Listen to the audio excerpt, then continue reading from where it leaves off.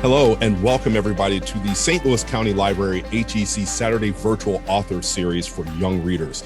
And we are very excited today to have the author Stacy McAnulty here to read and to talk about her brand new book, Mars, Earthlings Welcome. Here's a reading from her brand new book.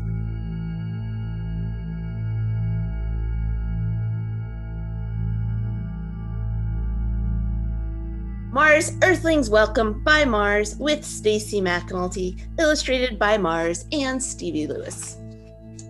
To NASA astronauts, may I be your +1. You're invited. Mission to Mars. When? As soon as possible. But probably not for a few decades. Where? On Mars, of course. Hello, inhabitants of Earth, or as she calls herself, Planet Awesome. I'm formally inviting you to visit me, Planet Marvelous.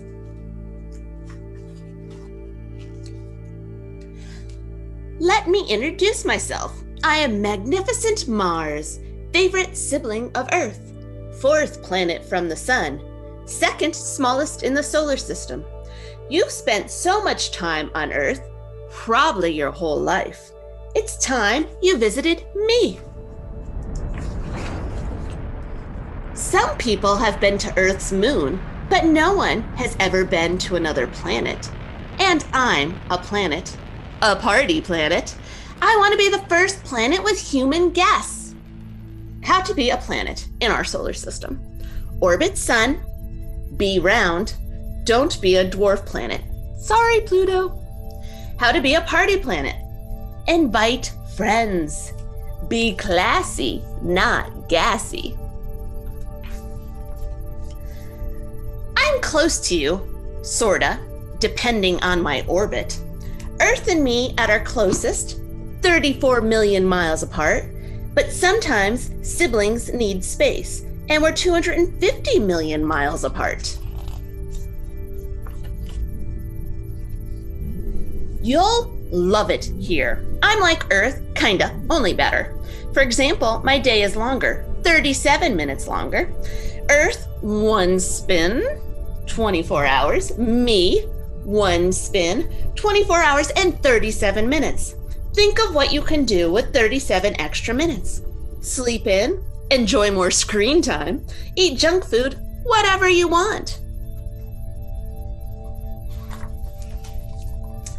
And I have 2 moons. I know Earth is totally jealous. Say hi to Phobos and Deimos. You might mistake them for ginormous potatoes. Nope, they're natural satellites. When you come, bring a camera. There's so much to see. Guess who has the largest volcano in the whole solar system? Not Earth, me. Olympus Mons. Olympus Mons is 16 miles tall. Earth's biggest volcano, Hawaii's Mauna Loa, is not even half that height. Do you like stunning views? Valles Marineris is 4 times as deep as the Grand Canyon and not nearly as crowded. Great place for a selfie. Along with your camera, don't forget BYOO. That means bring your own oxygen because, well, I don't have much, just a trace. Pack water too because all of mine is frozen. Scientists think I had liquid water millions, maybe billions, of years ago when I was warmer. Today, I'll admit, Earth totally wins when it comes to liquid H2O. She's a better planet for swimming. Yep, Earth is blue and known for her water, especially her ocean. I'm red, not because I'm hot. My average temperature is negative 81 degrees Fahrenheit, colder than the South Pole in winter. I'm red, not because I'm mad, but that's probably why Earthlings named me after the Roman god of war. War, blood, anger, you get it. I'm red because my soil is full of iron, rusty iron. Earth and I were rocky, rugged planets, Mercury and Venus too. Jupiter, Saturn, Uranus, Neptune are gas giants. And like Earth, I have polar ice caps. I have mountains, I have clouds, and I have dreams. Dreams of big brain visitors who want to travel to miraculous Mars. If you think parties on Earth are fun, just you wait. But this invitation isn't for my birthday. I don't know my exact birthday. I'm about 4.5 billion years old, like all the planets in our solar system. If you want to celebrate me, March is my month. However, you can visit anytime. I've had visitors from Earth in the past, but none with a heartbeat. In 1965, the US spacecraft Mariner 4, my first flyby. It came within 6,118 miles and took 22 pictures. I hope it got my good side. In 1971, Mars 3, a Soviet craft, actually landed on my surface and operated for 20 whole seconds. In 2004, NASA sent me new friends, Spirit and Opportunity. These cute rovers were expected to play and explore for only 90 days, but I'm so impressive, they scampered around way longer. Spirit, 6 years. Opportunity, almost 15 years. This little guy traveled 28 miles. That's longer than a marathon. Still, I long for humans with your curious minds, your 5 senses, and your love of parties. Imagine the things we'll learn. Imagine the fun we'll have. So what are you waiting for? Come to Remarkable Mars. Let's get this party started. As soon as your spaceship is ready, new technology required.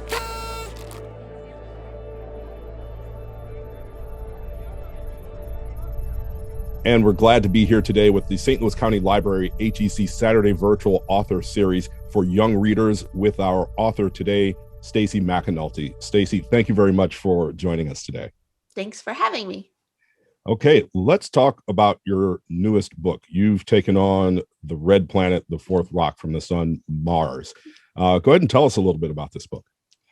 Yeah, so I'm super excited for the newest one in the Our Universe series. Meet Mars. He's so cute.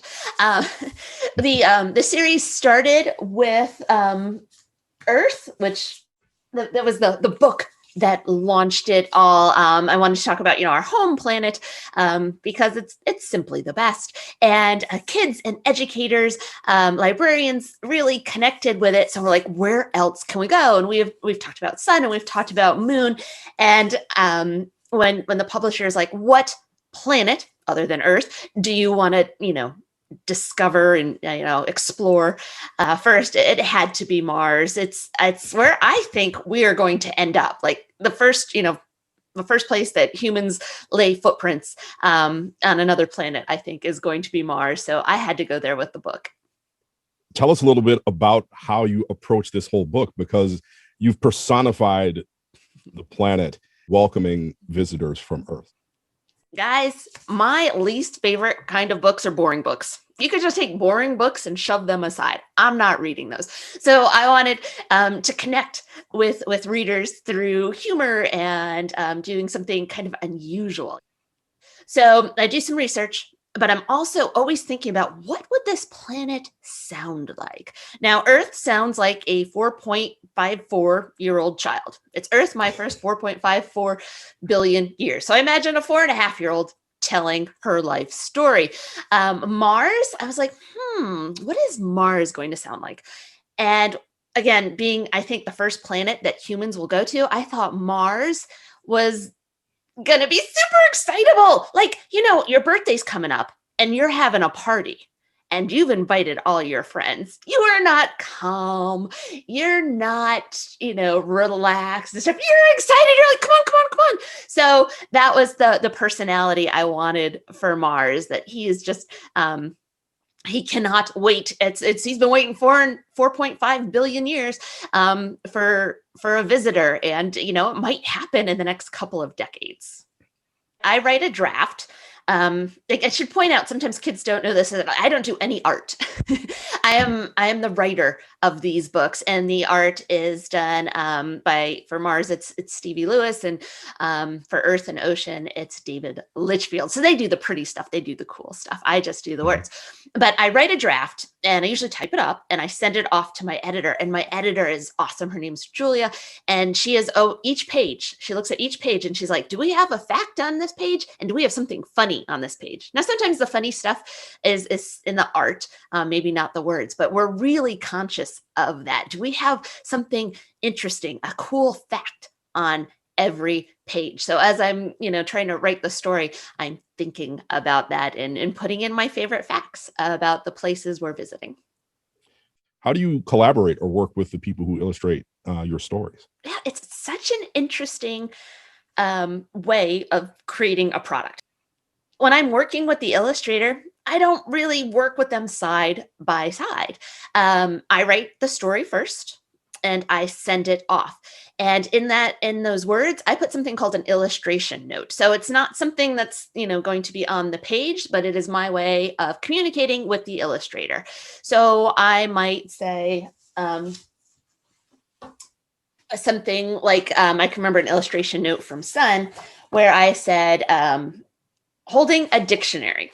That was my instructions for this page. It said holding a dictionary, and you could see Stevie drew Sun holding a dictionary. Now, honestly, I thought the dictionary would be held kind of the way I'm holding this book now, like showing off to the reader. She drew it this way, and it totally works. But that was the only instruction I gave for this page. Now, with both Stevie and David, I don't get together with them. We don't go have coffee at Starbucks. I don't email them. I don't call them. They get to use their imagination.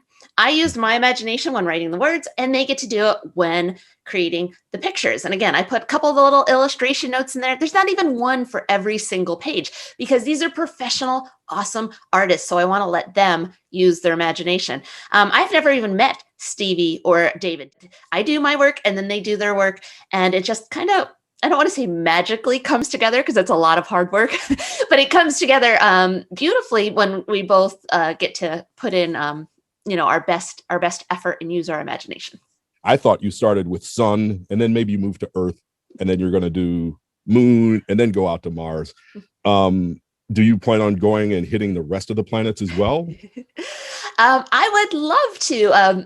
When I'm visiting kids live, they always ask this question too, and I remind them while writing and doing the art, doing the drawings and illustrations is certainly an art form. Publishing is a business, so as if the books connect, if they sell, if they're in more and more libraries, yes, we will keep making them. But it's just a matter if readers want them. Luckily, right now, we're kind of on a roll and readers do want them.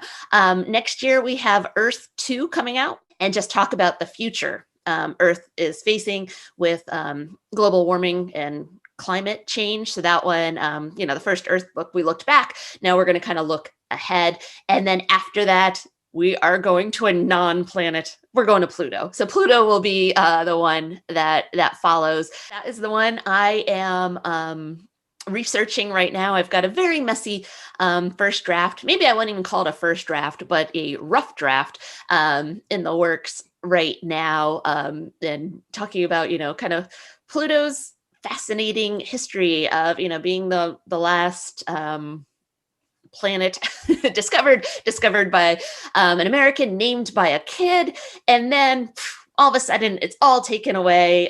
He's declassified, if you will. That's not the right word. Downgraded. He's dropped a notch. What was that? Yeah. Downgraded. And he's not the only dwarf planet. He's not even the largest dwarf planet.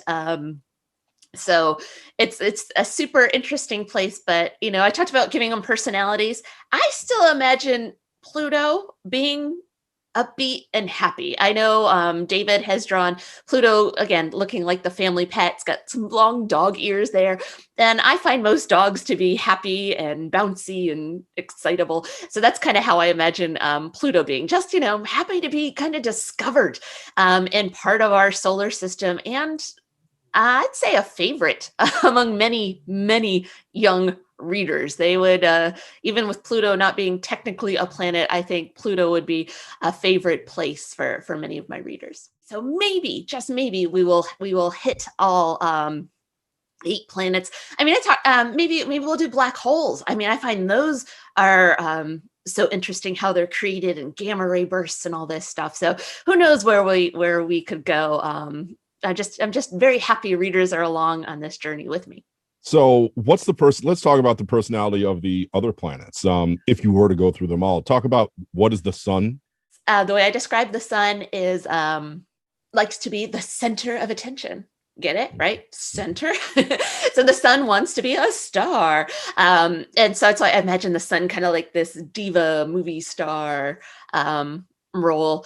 Moon feels like the little sister of Earth. Moon, which the theory now is that, this rock Thea crashed into Earth and, billions of years ago, and the debris that got shot into the air is pulled together by gravity and creates our moon. So, Moon and Earth have a very special connection. And I feel like Moon would see Earth as a big sister. So that was kind of what I went with there. Now, I was going to ask you 2 questions. One, how did you end up writing this series, or even wanting to write this series about the solar system? Was it something that you were interested in when you were a little kid or a young adult? As a kid, I thought I wanted to be an astronaut. No, I did want to be an astronaut. I longed to go to space camp. That was something I grew up in New York, and space camp was very far away. And it was something that we just couldn't make work. But it was something I longed to do. I wanted to be an astronaut.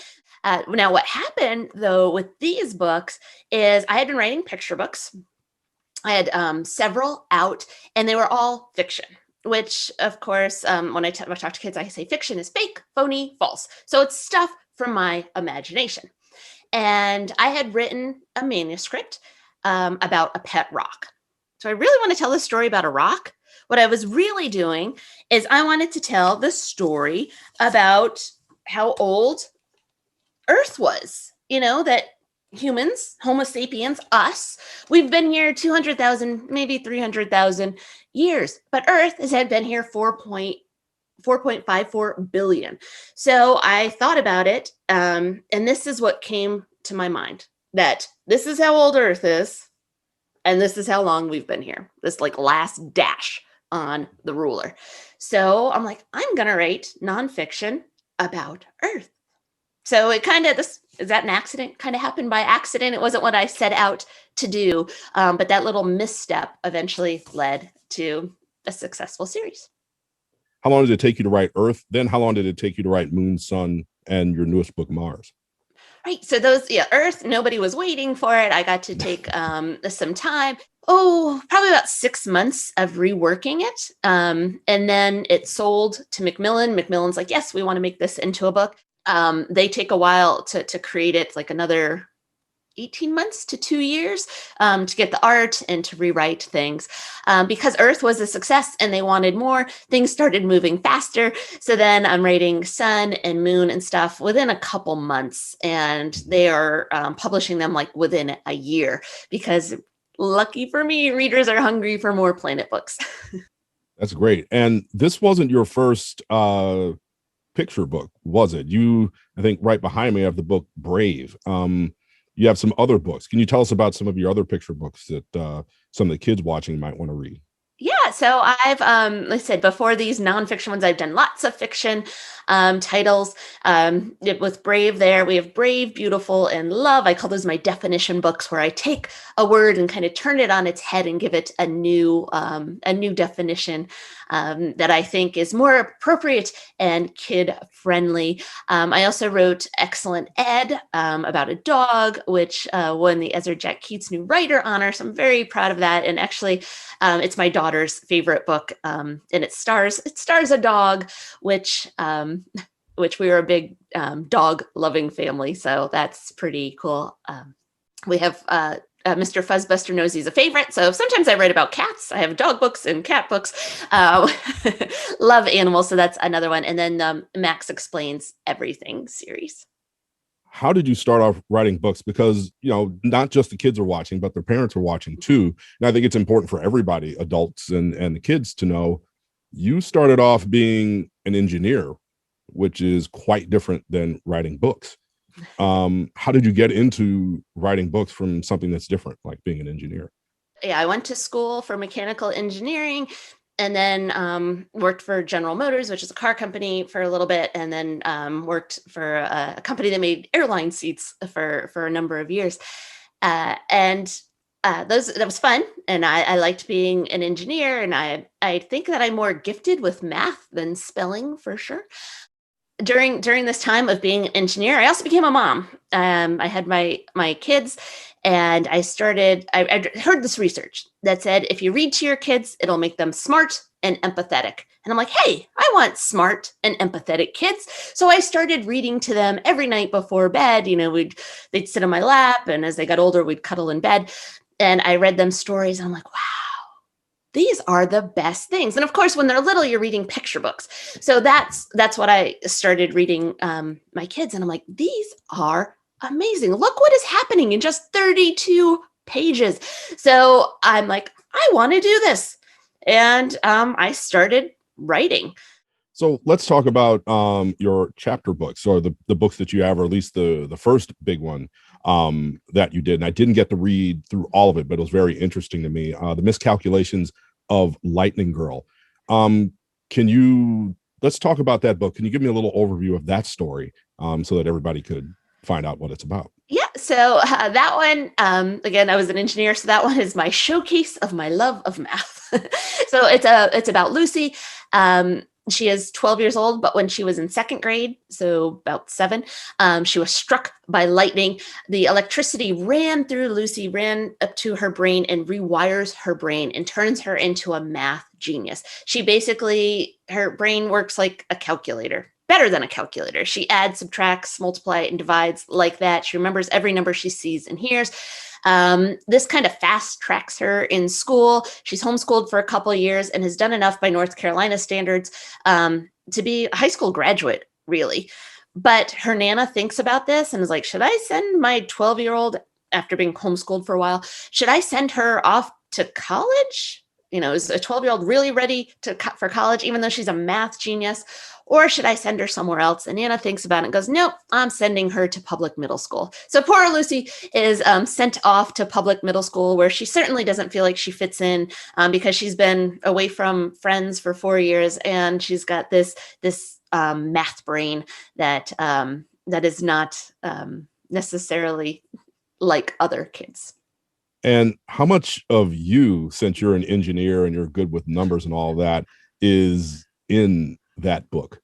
I don't know if you were struck by lightning or not, but no, I was not. That's I get that question all the time when I do school visits. No, I've not been struck by lightning, and most people that are struck by lightning are not, turned in kind of a math superheroes. So yeah, my love of math is definitely there. I'm not nearly as good as Lucy is, but it was fun putting the math in there and checking all the math. And I think often in books, we highlight the love of reading, and we highlight language arts and writing and stuff. So it was kind of fun to show that we could be both people. We can be book people and STEM people all at once. I actually struggled with reading as a kid. So when I was in 4th grade, and we moved from a Catholic school to a public school. And in the public school, after lunch and recess every day, we had quiet reading time. So for 20 minutes, you had your assigned book, and you're supposed to quietly read it at your seat. And I remember the book I was assigned. It was How to Eat Fried Worms. So I'm given this book in 4th grade. It's totally considered a 4th grade book. And I'd open it up, and I could read, I could read words, but I was very slow and I struggled. So I'd read like a sentence, and then I'd but it took a long time. And then by the time I got to the next sentence, I kind of forgot what the first sentence was. And it was very frustrating. And again, this is quiet reading. So the teacher doesn't really know what's happening. And I stopped reading altogether. And what I did is counted the words. I opened the book. And instead of reading all these words, I literally counted them and just moved my finger down. And I figured it probably takes the other kids that amount of time to read that it takes me to count. And I would do that for 20 minutes every day.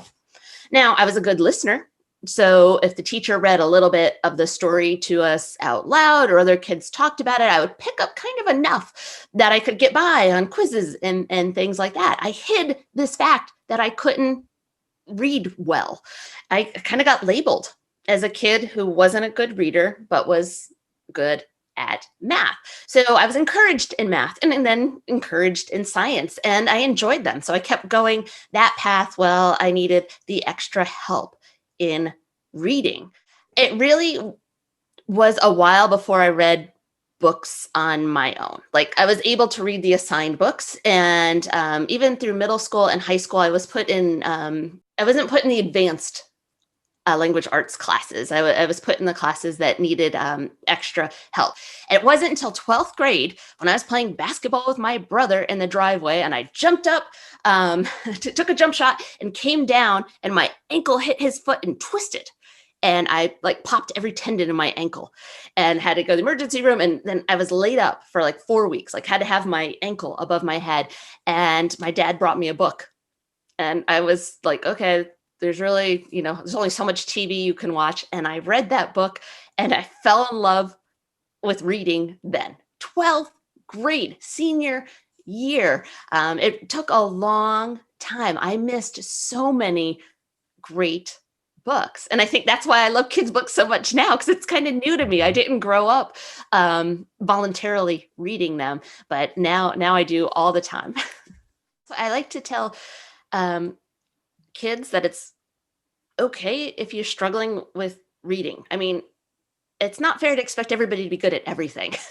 Some kids could go out with a golf club and have a swing. Some need a lot of work. Same thing with reading. Some kids can pick it up right away and it makes sense and things are clicking and their brain just works that way. And some need help. And I didn't ask for the extra help right away. So it made it even harder. So if you're someone that reading is not easy, it's okay, and ask for extra help. There's so many people that would be, there's so many adults out there, especially in your schools and hopefully in your homes, that will help you guys out. And then it's going to open this world of books that I didn't get to experience until I was an adult. And it's an awesome place to be. And during the pandemic, I've seen where you've actually shifted, and you weren't doing readings like you just did for us, but you've gone online and you talked about the Miscalculations book, or you're actually interacting with some of your readers and you're inviting them to do that. Can you tell us about your YouTube channel now? I've been trying to create things on my YouTube channel that I would have done in person, answering the most common questions, and I think hopefully giving the most interesting behind the scenes facts for readers that have enjoyed my book or readers that are perhaps considering picking up one of my books. So I'm trying to hit both. And speaking of picking up some of your books, I know that your newest book, Mars, Earthlings Welcome, is available here in St. Louis at the Novel Neighbor, and you can probably find it online as well. And we definitely want to thank you very much, Stacy McAnulty, for joining us with the St. Louis County Library HEC Saturday Virtual Author Series for young readers. Thank you very much for joining us today. And I'm sure a lot of people are looking forward to all the rest of your books. Thank you. This was a lot of fun. I love talking science and writing. So my favorite things. I appreciate it.